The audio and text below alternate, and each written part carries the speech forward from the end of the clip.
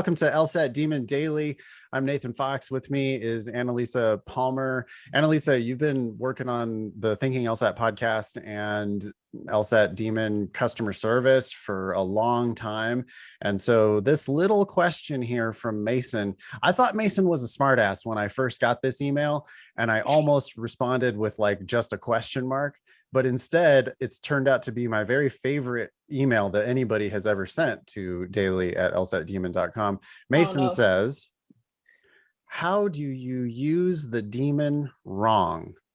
And as somebody who has spent a lot of time in development for the demon and customer service for the demon, I don't know. I'm interested in what you think people do to use the demon wrong.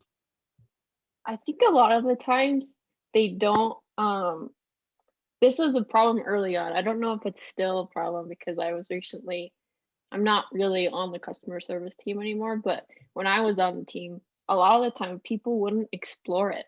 They would just like do drilling. They would only do drilling, and then they'd be like, why am I spending $95 on this when it's just drilling? And I'm like, no, it's not. It's not.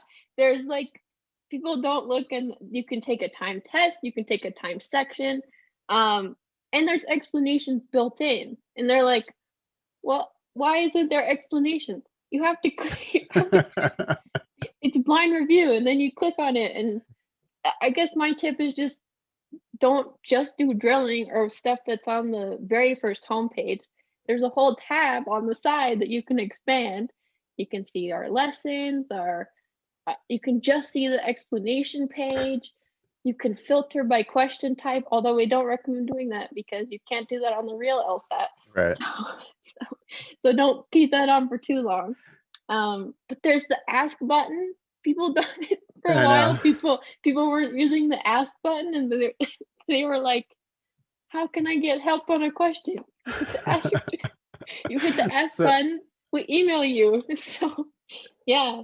But that said, I've made a video for you. Yeah, well, for one, Annalisa made a very helpful video about how to use it. But for two, just click all the things, just click all the buttons and explore, because there's a lot more there than you think. I mean, if you click the lessons, you click lessons and it expands into like months worth of content, but you would never run out of stuff to study. And people are like, I don't understand why how come there's no explanations? It's like, what? We have multiple explanations for every LSAT question. And there's the ask button right there. So if you want help, that's what the demon is designed for, is to give you help. You can do timed sections, you can do full-time tests. You can just look up explanations if you click the explanations tab. If you've already done a question and you want to just look up prep test 71, whatever, like you can just go through the explanations tab and look up all of our videos and all of our written explanations. That's great. Mason's kind of a genius, huh? Like that question, how do you use the demon wrong? It's surprisingly useful, because there are lots of ways that people, do it wrong. And not clicking the buttons is one of the things that you can do wrong. Just don't be shy about exploring inside the demon. Absolutely. And don't just do it on your phone. The desktop looks much nicer, I think. Oh yeah, boy, that's a whole Brave New World type of a situation. I mean, I don't ever just do things on my phone. I always am doing things on my laptop. But it's it's a different UI on the phone and on the mobile version of the site and on the desktop version of the site. So definitely check it out from your laptop, not just your telephone.